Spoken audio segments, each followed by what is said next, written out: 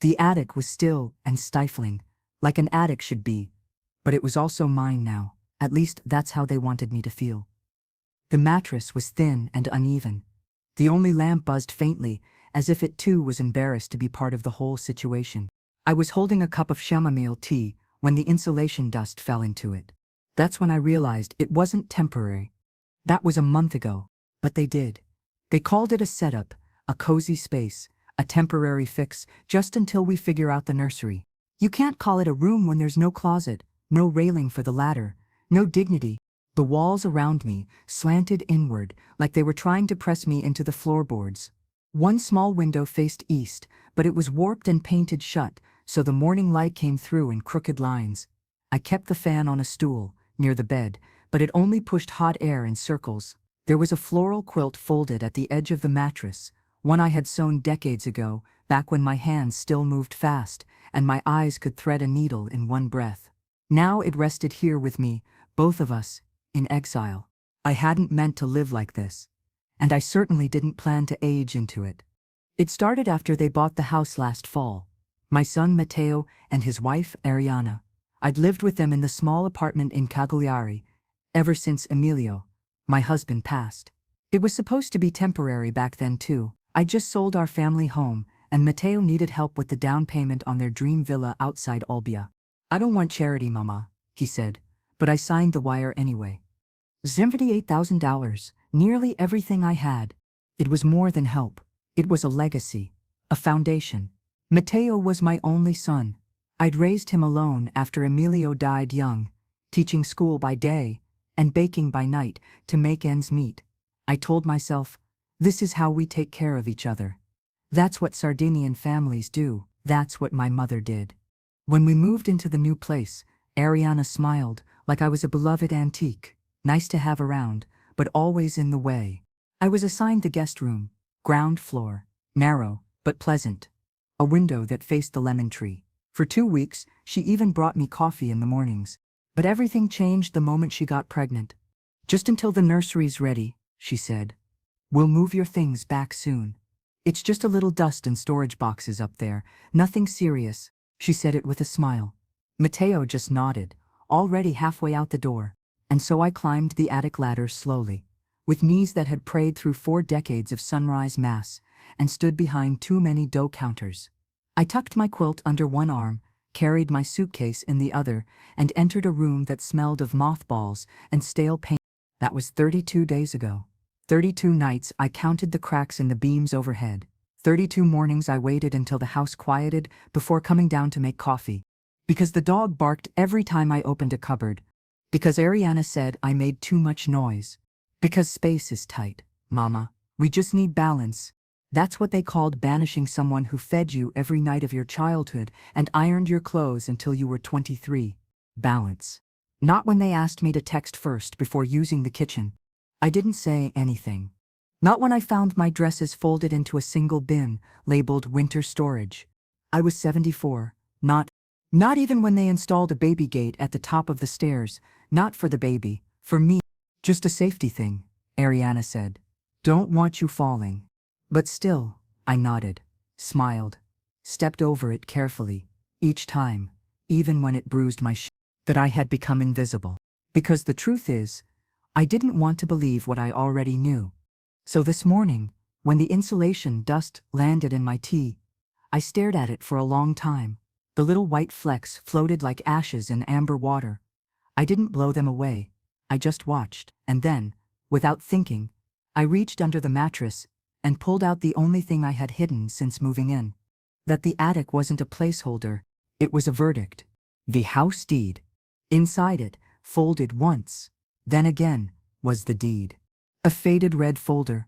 My name, written in black ink, clear and final, sat alongside Matteo's. Co-ownership, 51% in my favor. I hadn't looked at it in months.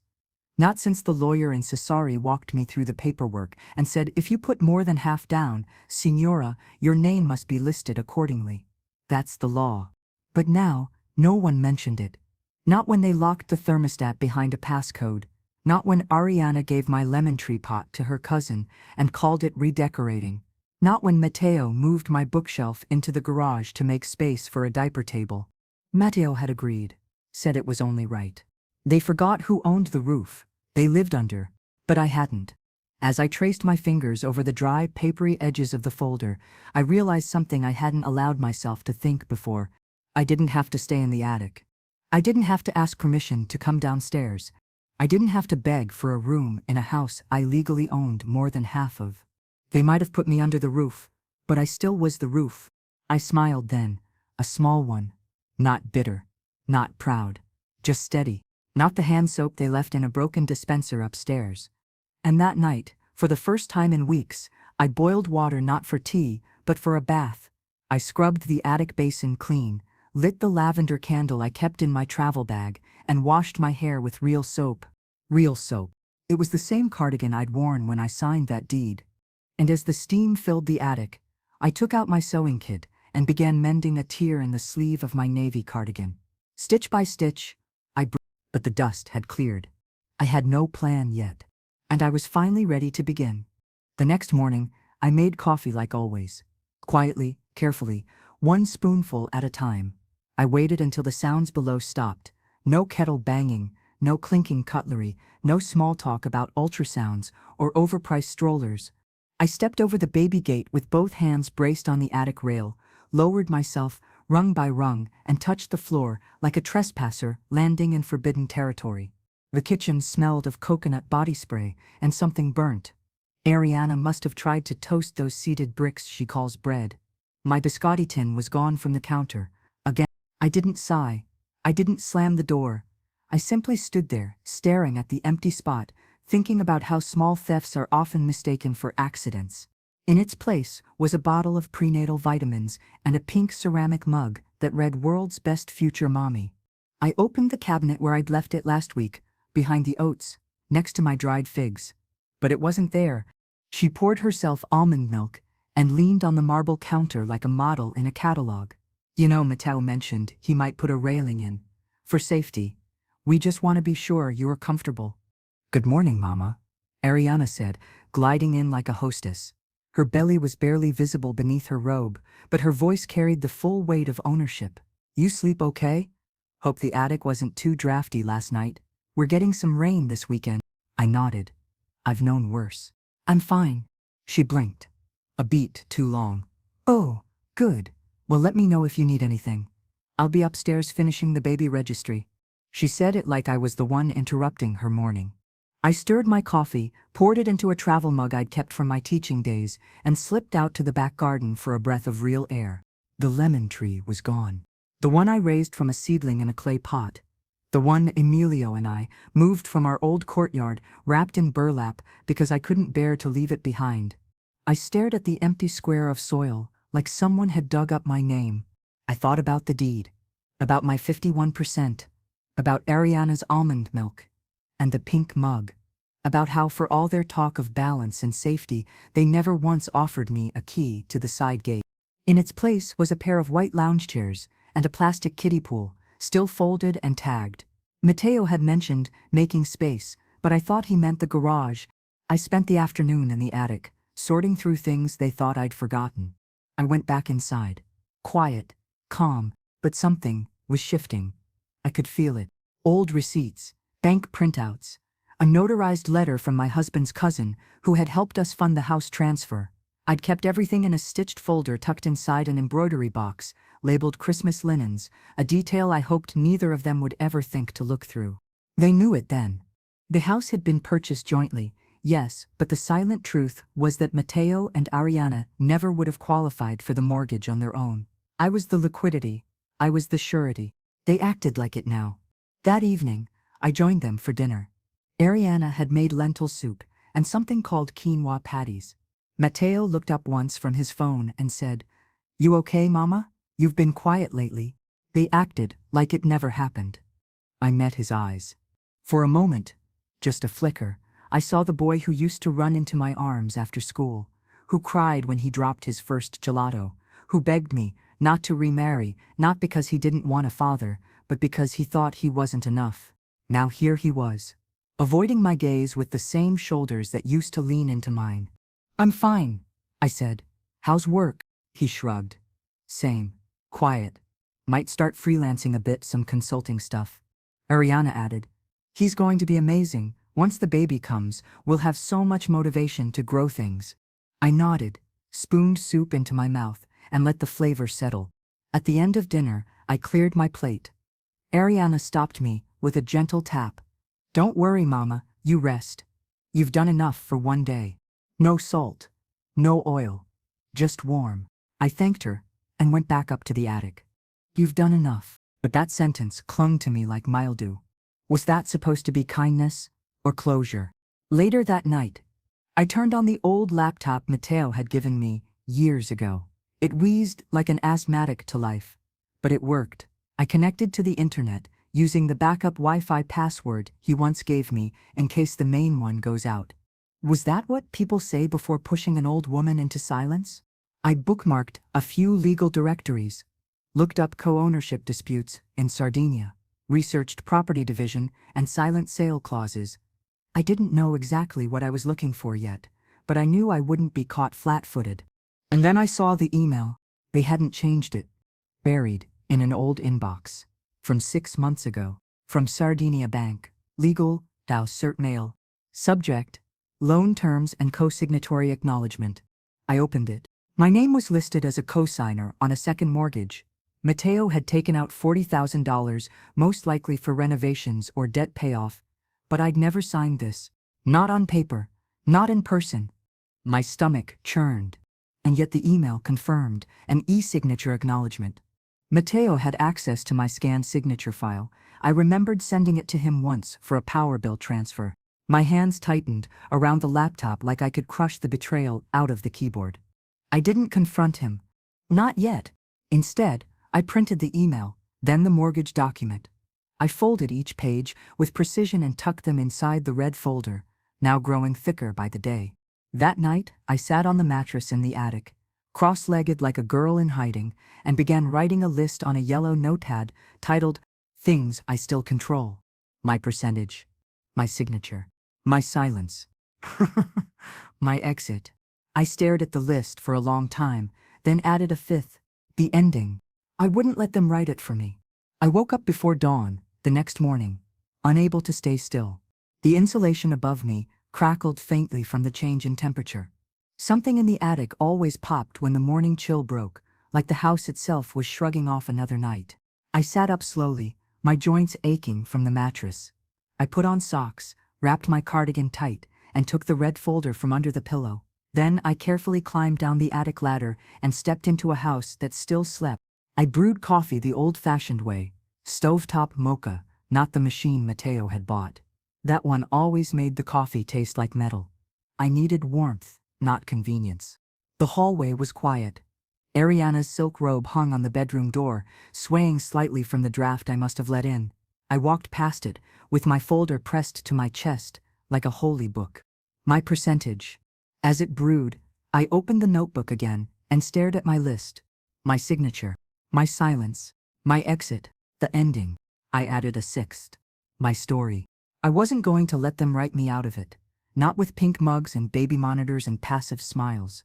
When the coffee finished, I poured it into a chipped ceramic cup from the back of the cabinet, one with faded sunflowers on it, a relic from my old kitchen. I sipped slowly. Then, with both hands wrapped around the warmth, I picked up the landline and dialed. The voice on the other end was warm and scratchy. I hadn't said that name aloud in years. He'd been my husband's lawyer, helped us write wills, finalize Emilio's estate, even file a property dispute with a cousin who thought inheritance meant entitlement. Avocado Lamberti speaking. Enzo, I said softly. It's Julia. I need to talk to you. Privately. He paused. Julia, is everything all right? No, but it will be. I just need an hour. I'll clear my schedule. I scribbled the address down, hung up the phone, and poured the rest of my coffee into a thermos. I left a note on the counter, took a walk, needed air. Then I slipped out the side door without anyone noticing. The lawyer's office was in town, tucked behind an old bakery that still smelled of rosmarino and burnt sugar. I passed it and slowed down, breathing in deeply like I used to when Emilio and I would stop for morning rolls before church. The door to Enzo Lamberti's office creaked open, like a secret being told slowly. He stood to greet me, older, thinner, but still sharp-eyed. "Julia," he said, holding out both hands. "It's been too long." "Not long enough," I said, and gave him the kind of smile that hides exhaustion behind civility. We sat. I opened the red folder between us. I didn't speak right away. I let him flip through every page. His eyes narrowed at the mortgage letter, widened at the co-signature notice, and nearly twitched when he saw the percentages on the original deed. "Tell me you didn't give them power of attorney," he said finally. "Only for utilities, but he reused my signature scan." He nodded grimly. "Not uncommon, not legal either, but enforceable unless contested fast." "I don't want to sue," I said. "I want out. Quietly. I want control." "Julia," he said, leaning forward, "you have control and leverage. They think they moved you upstairs, but they forgot you were still holding the foundation." His words hung there, like scaffolding, like truth. We drafted a plan. Enzo would begin inquiries to independent buyers, not large corporations, just quiet investors. He'd structure the offer in a way that didn't trigger Matteo or Ariana until the ink was dry. Meanwhile, we'd gather proof of forgery, not to prosecute, but to negotiate if they ever pushed back. "Do you want to stay in the house?" he asked gently. I shook my head. "I want peace. Not pity, not paperwork." He nodded. "Then we'll get you there. One quiet step at a time." When I left, I didn't go straight home. I walked through the old town square, stopped at the flower cart near the fountain, and bought myself a small bouquet of white lilies. Not for display, not to be noticed. Just to remember what it felt like to choose something just for me. When I returned home, Ariana was in the kitchen, pouring juice into a glass she didn't offer me. "Out early?" she asked. Her tone was light, but her eyes narrowed slightly. "Old habits," I said, placing the lilies gently on the table. "Needed to feel the air." She nodded, looked at the flowers like they'd been purchased in another language. "Well, dinner's going to be early tonight. We've got that hospital tour." I smiled. "Of course." I went back to the attic without another word. But something had shifted. My footsteps on the stairs weren't small anymore. My hands didn't tremble when I held the folder. I was done hiding like a tenant.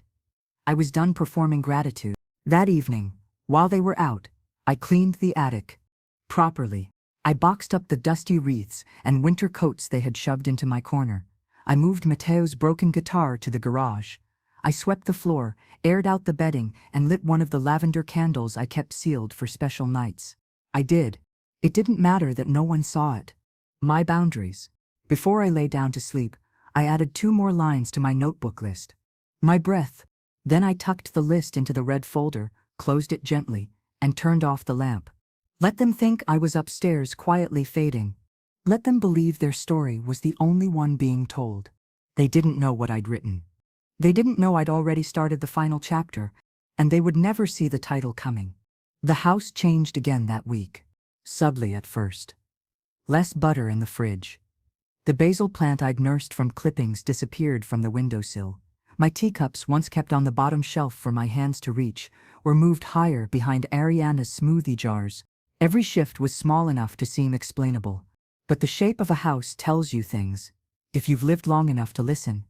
I kept quiet, kept notes. Every missing item, every cold look, every fake smile, and every receipt. And how they assumed they had space, both in the nursery and in their legal standing. They didn't think I noticed when the envelope from the baby store came in, or when the emails printed from their shared laptop were left face up on the hallway table. I memorized the names of strollers and bassinets I never approved. I saw how they were spending money they didn't have. On Tuesday, I overheard Ariana talking to her mother on speakerphone while she was folding laundry. "She doesn't even use the internet. She won't see it coming." "No, she's still here," she said, "but the attic's working fine. Honestly, once the baby comes, it'll be easier if she's out of the way." Matteo's looking into a retirement home near Nuoro. Just casually, you know, option. There was a pause, then laughter. They were already budgeting me out. I stood on the stairs, hidden in the shadows, listening as my future was treated like a line item in their convenience plan. I didn't cry. I went back upstairs and sharpened my pencil. The next day, Matteo was gone at work. Ariana was nesting. She called it that. Nesting as she taped ultrasound photos to the nursery wall and reorganized drawers that were already full. I watched from the hallway unnoticed as she tested a music box that played a lullaby I hadn't heard in decades. Morning Star. I used to sing it to Matteo when he was teething. His favorite lullaby, La Stella del Mattino. He'd hold my wrist and hum along, even before he could form words. I walked back to the kitchen. Now the melody came from a mechanical rattle, polished and gift-wrapped, playing for a child not yet born to a woman who thought attic dust was a reasonable housing solution for the grandmother of that child. Made myself a rosemary biscuit, the last of the fresh rosemary I had dried from the back garden before Ariana replaced the herb pots with solar lanterns. I sat alone at the table, looking at the lilies I had bought for myself, now wilting slightly, in a reused glass jar. That afternoon, a letter arrived. Not for me. Addressed to Matteo. But I saw the sender's name, Capo del Patrimonio Edile, Ufficio. I recognized it. It was the firm Enzo had mentioned, a discreet property management company that handled sensitive acquisitions, often in quiet family disputes. I let it sit on the sideboard. I didn't touch it, but I watched Matteo's eyes narrow when he opened it that night. I saw the crease form between his brows. He read it 3 times, then tucked it into a drawer without saying a word. Later, I heard him and Ariana whispering. "What do you mean? Her name's still on everything." "She's old. She probably forgot what she signed. Just stall. We'll figure it out." They still thought I was upstairs knitting. I was upstairs, listening. On Thursday morning, I dressed carefully. Navy slacks, cream blouse, cardigan pressed and mended. I pinned my scarf tighter beneath my chin. I packed only 3 things into my purse: my ID, a copy of the deed, and a fresh list of everything I intended to keep. Not possessions. Principles. Matteo had gone out. Ariana was taking a nap. I walked 2 blocks to the notary's office. My heels clicked against the stone walkway. People moved around me with shopping bags, laughing children, casual schedules. None of them knew what I was walking away from. None of them knew what I was walking toward. Inside, the notary was kind but brisk. Enzo had already sent over the necessary authorizations. Today I was there to record my intent to sell. Co-owners of property in Sardinia must be notified before formal sale can occur. But Enzo had found a loophole, since I owned over 50%, and the secondary loan was applied without my full consent. I had cause to proceed under Article 105 of the Civil Code. I signed the acknowledgement with a steady hand. It wasn't anger that moved the pen. It was history. When I finished, the clerk stamped the paper with a satisfying thud. I took a breath. I hadn't known I'd been holding. It felt like standing after kneeling too long. I nodded to her, thanked her softly, and stepped outside. The sun was warm. My feet felt lighter. When I returned home, Ariana was in the living room, folding baby clothes. She glanced up. "Out again?" I smiled, faintly. "Just errands." She held up a tiny onesie. "Can you believe how small they start? We're still working out sleeping arrangements for when he's born. It might get crowded." I nodded. Crowded houses can be complicated, especially when not everyone remembers who built them. She blinked. "What do you mean?" But I was already walking upstairs, already removing myself from their conversation before they could remove me from the house. That night, I lay in bed and reread the scanned documents. I underlined 3 lines in the mortgage paperwork Matteo had submitted. All signatories have been informed. No co-owner objections submitted. Electronic confirmation attached. Forger. Enzo would file a silent injunction by the following Monday. Matteo would receive a formal inquiry letter that looked like an insurance adjustment until he opened it and realized what it meant. They'd made plans for my future. They thought I was waiting for permission to matter again. But I wasn't. But they never asked if I was making plans of my own. I was simply waiting for the timing to be perfect. It rained the next morning. Not a drizzle, but the kind of Sardinian rain that soaks through the roof tiles and makes the walls sweat. I listened to it patter against the attic's window pane, warped and sealed shut. The whole room smelled of wet wood and something fainter, something like the past. Downstairs, I could hear Matteo pacing. His steps were heavier than usual. His voice came and went, low and clipped. The kind of voice he used when things weren't going as expected. By mid-morning, Ariana had slammed a drawer. She never slammed anything unless she was nervous. I stayed quiet, still, listening. Then I heard the key turn in the office door, a cabinet open, papers rustling, a long silence, and then, "She never signed anything," Matteo muttered. I couldn't hear what Ariana said next, only that it ended with a question. What if she knows? I smiled. Just slightly. I had known for weeks, but they were only beginning to realize that. Around noon, I descended the attic stairs, dressed and composed. The house was unusually quiet. No one in the kitchen, no lunch cooking, just the lingering tension of two people trying not to panic in front of each other. "Oh," she said, surprised. "You're down." I took my time pouring tea. Let the kettle hiss longer than needed. Ariana entered the room, just as I sat down. "I live here," I said plainly, sipping. She didn't know how to respond. She offered a brittle smile, then walked to the fridge and opened it, staring into it like it held a better script. She turned slowly. "And you didn't open it?" After a moment, she asked, "Did you happen to open any mail this week? I think something got delivered with your name, by mistake." "No," I said, "but Matteo got something, big envelope, thick paper, looked expensive." She hesitated. No reason, but I could see it in her hands, how her fingers pressed into the fridge handle just a little too tightly. I blinked once. Why would I? And I didn't even have to lie. She was afraid. I had always been the one to worry. Now the roles were shifting, but that was his mistake.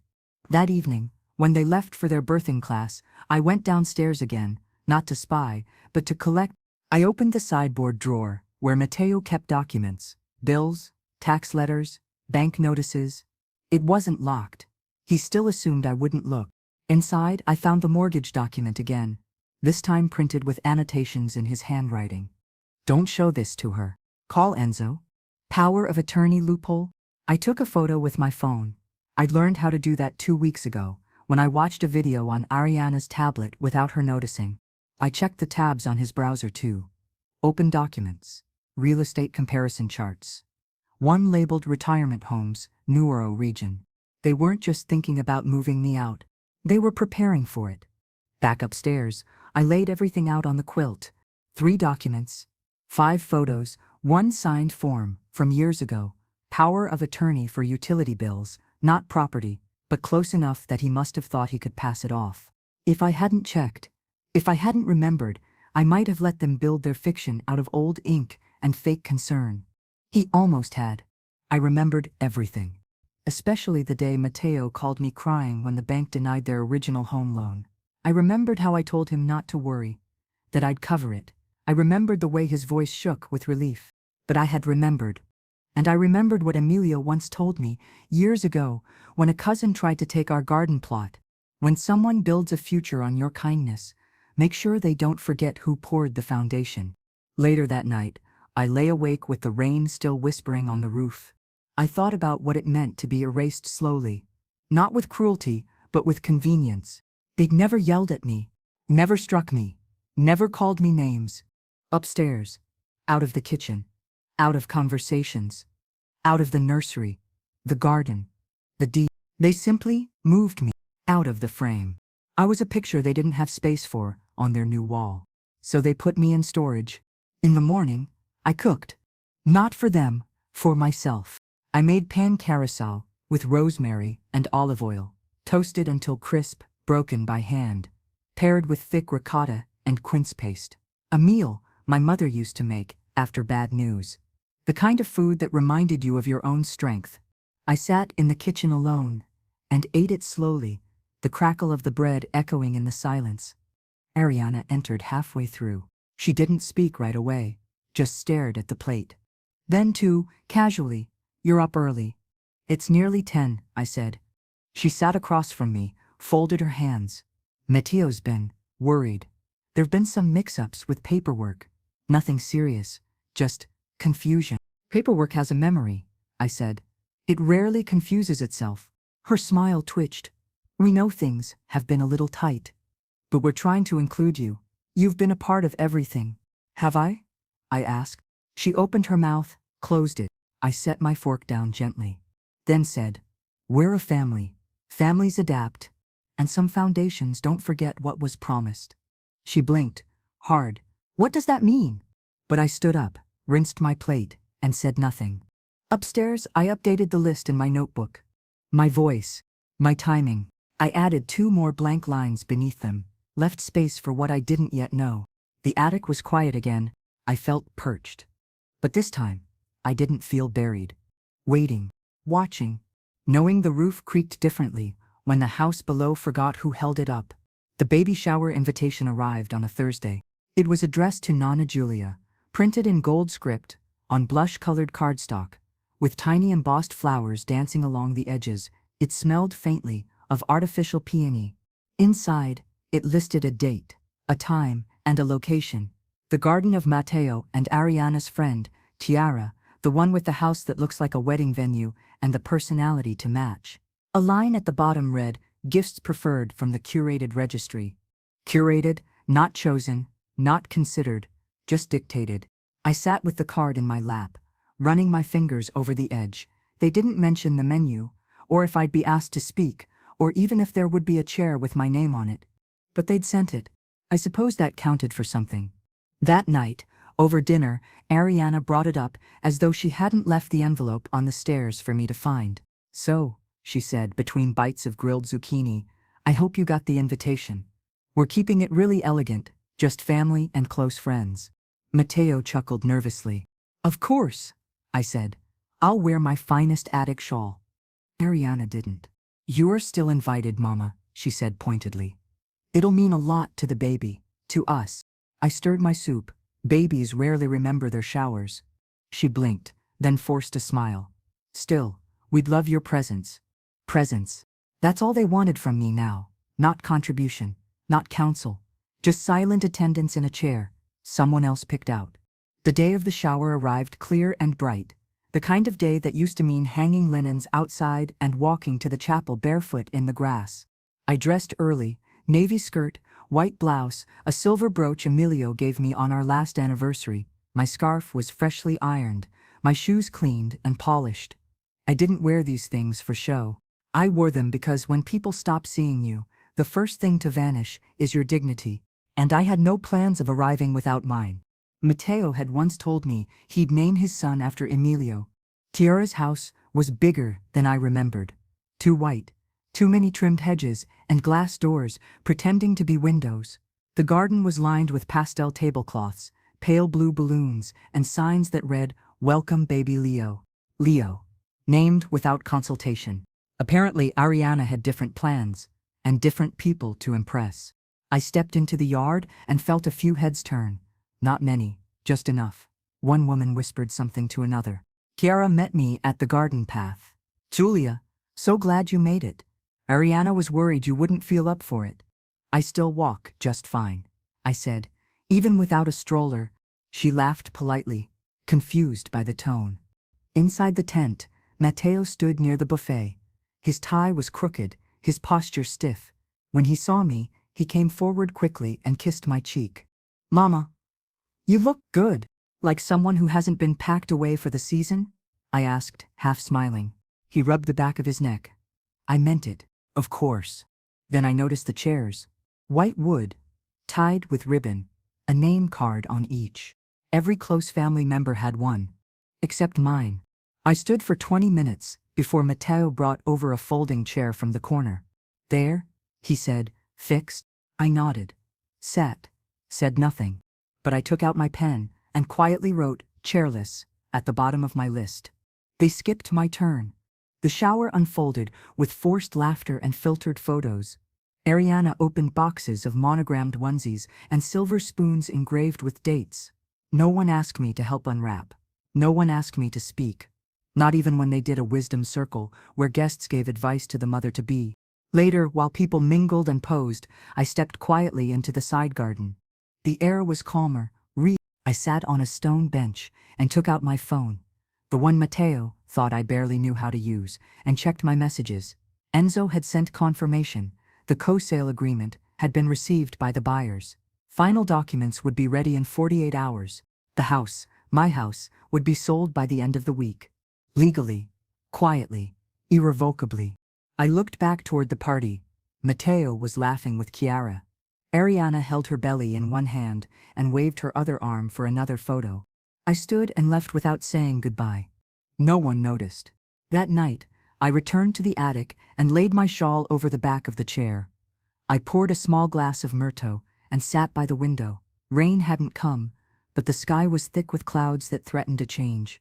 I took the invitation from my purse, folded it slowly, and slid it into my red folder, another artifact of silence. My absence. Then, I wrote another line in my notebook. The next morning, the conversation finally came. "We got a letter," he said. Matteo cornered me in the kitchen after breakfast, his voice low and heavy. I stirred my tea. "A notice of intent to sell. Says the house is under review for partial liquidation." "What is this, Mama?" I met his eyes. "You should read the deed again." His jaw tensed. "We thought this house was for the baby." "It was," I said, "until the baby's parents turned it into a shelter for inconvenience." He stepped back, as if I'd struck him. "We never meant to hurt you." "No," I said. "You just didn't care if you did." He ran a hand through his hair. "Ariana thinks you're being spiteful." I nodded once. "Then she finally knows how it feels." He opened his mouth, closed it, then left the room. The day after Matteo's confrontation, the house went unusually quiet. I poured more tea. The air felt lighter again. Too quiet. Ariana didn't make her protein shakes. Matteo didn't blast his news podcasts. The hallway light stayed off well into noon. Even the wind outside the attic window felt like it held its breath. I didn't mind. By mid-morning, I heard the front door open and close. Matteo had left, maybe for work, maybe for air. I didn't care which. 10 minutes later, I heard Ariana on the phone. Silence had always been a place I understood better than most. In silence, you hear the weight of things. I didn't move from the attic stairs.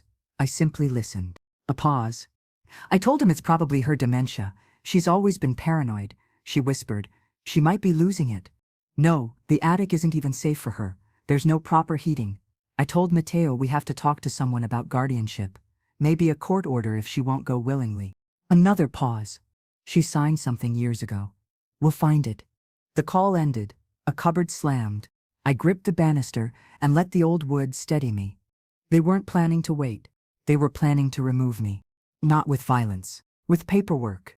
That evening, I didn't come down for dinner. With the language of caretaking twisted into exile. With soft voices and concerns. I waited until the house was still, then slipped out through the side door and walked 2 blocks to the post office. I had a registered letter to send. Not a warning, a confirmation. Inside the envelope was a copy of my signed intent to vacate and sell, along with notarized confirmation of Matteo's forged digital signature. Enzo had advised it be delivered to both him and Ariana directly via recorded delivery. "Best to be formal," he'd said. "They've been informal long enough." I watched the clerk stamp it, seal it, and slip it into the slot. Then I walked home, through streets that had always known me. The grocer nodded. A small dog barked behind a gate I used to open for Emilio. The town still remembered me. Back home, the kitchen was dark, but a light glowed from the nursery. Even if my own son didn't. I crept closer, quietly. Ariana sat on the floor, surrounded by baby clothes and wrapping paper. She was talking to the bump, stroking her belly. "Don't worry," she said. "You'll never have to deal with old people who make you feel guilty. You'll grow up with love, in a calm house, not in some broken old villa with broken old stories." She folded a blanket, smoothed it with her palm. "By this time next week, she'll be in a home, just until we figure out what's next." I didn't need to hear the rest. I turned and went back upstairs. I already had what I needed. The next day, Matteo tried again. He stood at the attic steps and called up softly. "Mama, can we talk?" I opened the hatch door just enough to meet his eyes. He looked tired. Not aged, not broken, just tired. The kind of tired that comes when pretending stops working. "We want what's best for you," he said. "You want what's easy for you," I replied. He sighed. "Look, the house, it's complicated. The mortgage, the baby, the space. We need to be practical. You're in the attic, Mama. That's not dignified." He flinched. I stepped out fully, meeting him on the landing. "You put me in the attic, Matteo. Don't act like you inherited my exile. I never wanted this to get ugly. You thought it wouldn't have to, I said, because you thought I'd sit here and let you write my ending. He opened his mouth, but had no words. I walked past him, calm and slow, like gravity obeyed me now. That afternoon, the letter arrived. Matteo opened it at the dining table, tearing through the seal like it might contain an apology. It didn't. Ariana hovered behind him as he read. Her hand covered her mouth. He read it twice, then looked at me like he was seeing something ancient and dangerous, something buried and still burning. You sold it? He whispered. I submitted intent, I said. The buyers have completed due diligence. You'll be contacted shortly. This is our house. No, I said. It was my house. Then it became our house. Then it became your storage unit. Now it's theirs. You had a choice, I said, and you chose to erase me. Ariana stepped forward. You can't do this. We're your family. She was shaking now. Where will we go? The baby. You should have thought about that, I said, before you made me invisible. Matteo's fists clenched, but his eyes looked wet. He didn't argue. Because I hadn't screamed. I hadn't cursed or cried. I'd simply signed. And the ink was permanent. That night, they didn't speak to me. They didn't sit on the couch. They didn't cook. They whispered upstairs for hours. I made myself pasta with garlic and oil and ate on the back steps like I used to when Emilio was still alive and the vineyard bloomed past the gate. Above me, the house buzzed with panic. But in my chest, there was only quiet. The kind of quiet that settles in after you finally say what should have been said a long time ago. Later, before bed, I crossed one more item off my list. I paused. My power. Then I flipped to a clean page and wrote 2 words at the top. Legacy claimed. I woke before dawn, not because of age or habit or pain, but because something in me had shifted. The house, once a maze of noise and imposition, now felt still, not in surrender, but in anticipation. It knew change was coming, and so did I. I stepped carefully across the attic floorboards and opened the window, just a crack. The morning air was crisp, rich with dew and the distant scent of lemons from the neighboring grove. The silence wasn't empty. It was full. I lit a small candle beside my bed, then sat at the edge with my notebook. Today wasn't about retaliation anymore. It was about release. I reread the list I'd built since the first night they moved me upstairs. My signature, my silence, my percentage, my exit, the ending, my story, my boundaries, my timing, my breath, my voice, my absence, my power. Each one had been earned, not taken. I tapped the pen once, then wrote, today, I'd add the 13th. My piece. By midday, the buyers had confirmed their final walkthrough. They're offering you full value, Enzo had said, plus a gesture for relocation. They were a quiet older couple from Cagliari, investors with ties to restoration projects and family-owned vineyards. Enzo had chosen them well. They wouldn't gut the home. They'd respect it, let it breathe new life instead of painting over the past. I signed the confirmation with a still hand. I had already chosen my next place, a modest stone cottage outside Tempio, near the village where I was born. It had a terrace that faced the sea and a lemon tree at the gate. I didn't need the gesture. Closing papers sent. Their attorney will notify Matteo and Ariana formally. You're now free to vacate on your terms. I closed my eyes and whispered, Grazie. Later that day, Enzo sent a single message. I spent the afternoon packing. Not everything. Just what mattered. 3 jars of homemade marmelada, Emilio's tool set, a rosary with missing beads, my wedding ring tucked into a velvet pouch, and the ledger book I once used to plan Matteo's tuition payments. I folded my navy cardigan, pressed my blouses with lavender sheets, and placed my shoes in a canvas tote like they were relics. Each item had weight, not because of its cost, but because of who I was when I owned it, and I was taking her with me. The version of me they thought had disappeared. She paused in the doorway, saw the boxes, and stiffened. She didn't knock. She rarely did. Around 5, Ariana came up the attic steps. She folded her arms. You'll leave Matteo homeless. A new baby, me postpartum. All because you're bitter? So it's true, she said. You're leaving. I'm reclaiming. You don't care how hard this is for us. I stepped forward. You made it hard for me first. You just didn't expect I'd survive it. No, I said, turning to face her fully. Because I'm finished. She looked down. We didn't think it would matter this much to you. You seemed so small. Then you misunderstood the attic, I said. You thought it was a prison. It was a perch. I saw it in her eyes, the realization that I had watched her, understood her, and forgiven none of it. Then I said something I hadn't planned to say. I don't wish you pain, Ariana. I only wish you humility. And memory. She opened her mouth, but I held up my hand. That night, I cooked one last meal in the kitchen I'd once designed. Pasta con le sarde, garlic toasted until golden, and fresh breadcrumbs. I opened a bottle of red we'd been saving for Matteo's birthday. He'd forgotten it behind the pasta shelf 2 years ago. I'm not staying long enough to explain. Candles lit, linen napkin, my mother's cutlery. I set the table for one. I didn't do it out of drama. I ate slowly, savoring, sipping. I did it to honor every meal I'd eaten standing, waiting, or uninvited. The kitchen was quiet, heavy with the aroma of history, letting go. Inside was a handwritten note. It read, afterward, I placed a small envelope on the counter, propped against the salt jar. This home stood because I kept it upright. You thought my silence meant surrender, but it was structure. You still have time to build a life. But not with my bricks. I signed it with my name. No threat, no bitterness. Just clarity. The driver didn't honk, just waited. At dawn, a car pulled up outside.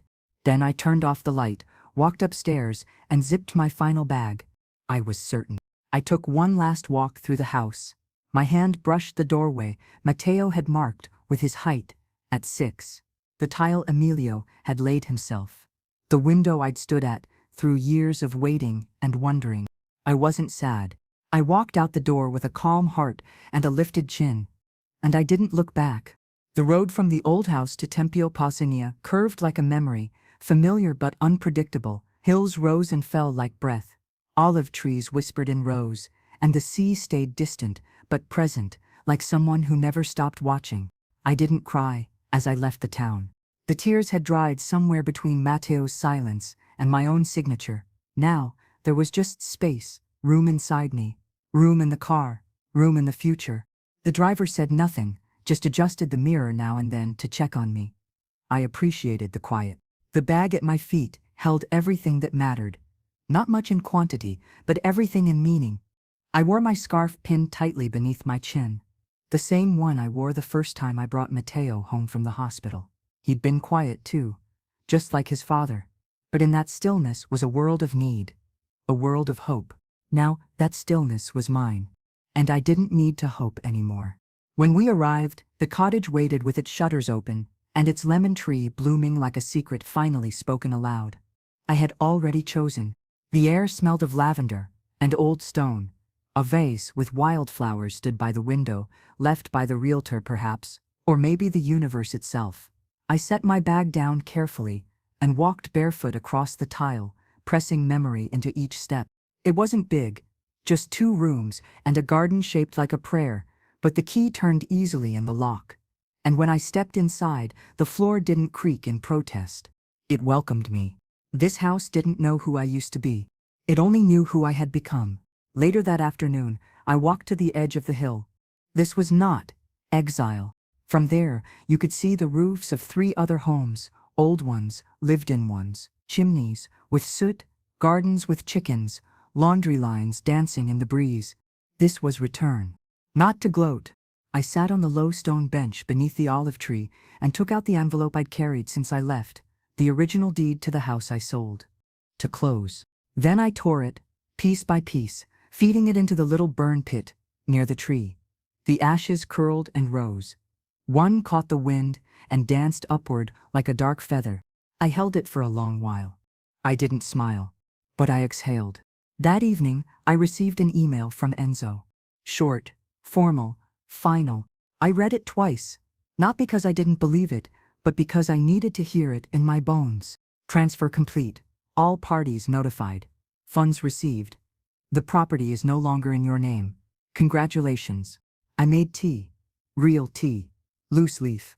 Brewed slow, the kind Ariana used to call too earthy. I poured it into a ceramic mug and sat on the steps of my new porch. The stars began to rise. And for the first time in years, they felt like they were mine. The next morning, a letter arrived at Mateo's old address. The buyer forwarded it to me as a courtesy, something about residual bills and notice of change. But inside it, folded accidentally, was a printed photo. The baby, Leo, wrapped in a blue knit blanket. Ariana smiling, tired. Mateo, looking off camera, distracted. I stared at it for a while. There was no note, no message, but that was enough. Just the image. I didn't feel bitterness. Over the next week, I built new rituals. I felt distance. Distance, wrapped in peace. Morning walks to the chapel. Short conversations with the baker. Herbs planted in mismatched pots. A broom left at the doorway to chase off unlucky thoughts. I made marmalade again. This time, with oranges, I picked myself. I didn't think about Mateo every day. But when I did, I remembered how young he looked the day we first moved into that house. He ran up and down the hallway, arms stretched like an airplane. I'd followed behind, breathless, but laughing. I held that version of him close. The rest, I released. One night, a knock came. Not a loud one, gentle, curious. I opened the door to find a girl, maybe 16, holding a folded paper. "Are you Signora Julia?" she asked. I nodded. "My grandmother said you used to teach cooking classes in the town long ago." "I did," I said. "Mostly to women who stopped believing they were allowed to take space." She smiled. "Would you teach me?" I hesitated, only a moment. Then stepped aside. "Come in." I was about to make pain frata. She entered, eyes wide at the scent of garlic and broth. In the kitchen, I tied on an old apron and handed her a wooden spoon. "This one belonged to my mother," I said. That night, as the girl left, I stood at the doorway and watched her walk down the path, her hair swinging, her paper folded with notes and stains. She held it like it mattered. And maybe it did. The wind moved through the lemon leaves. And I whispered, not to her, but to everything that had brought me here, "I am not what you tried to reduce." I returned to the kitchen and wrote in my notebook, beneath the list of 13. I reclaimed not only my name, but my shape. It took them 10 days to call. Not write, not apologize, not ask. 3 minutes later, it rang again. Just call. The name lit up on my phone, Mateo, but I didn't answer. I let it ring once, twice, 5 times. Then silence. No message. This time, I picked up. Not out of curiosity, but closure. "Hello?" I said, voice calm.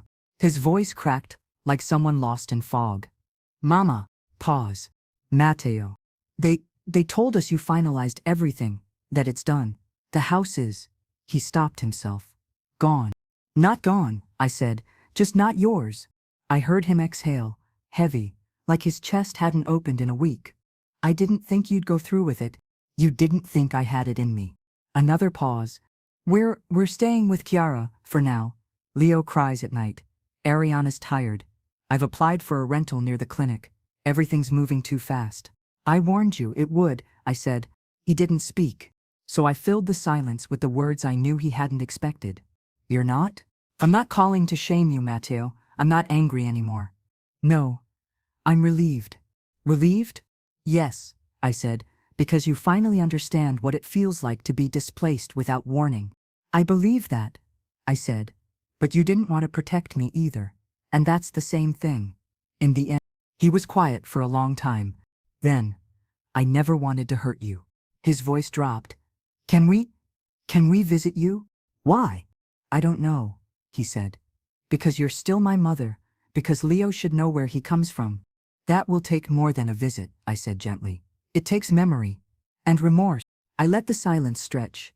Not out of cruelty, but out of space. He needed to feel the shape of what he'd made. He whispered, "I think about the attic every night." "I don't," I said. "I don't give it that much power anymore." We hung up without plans. But something had shifted. Not mended, but moved. That evening, I sat in the garden and watered the lemon tree. A breeze stirred the leaves gently, as if in approval. I watched the sun lower over the hills and thought about how many years I'd spent shrinking, contorting, folding inward to make space for others. Now, all that space had returned to me. The next day, I received a letter from the buyers, and I was learning how to stretch again.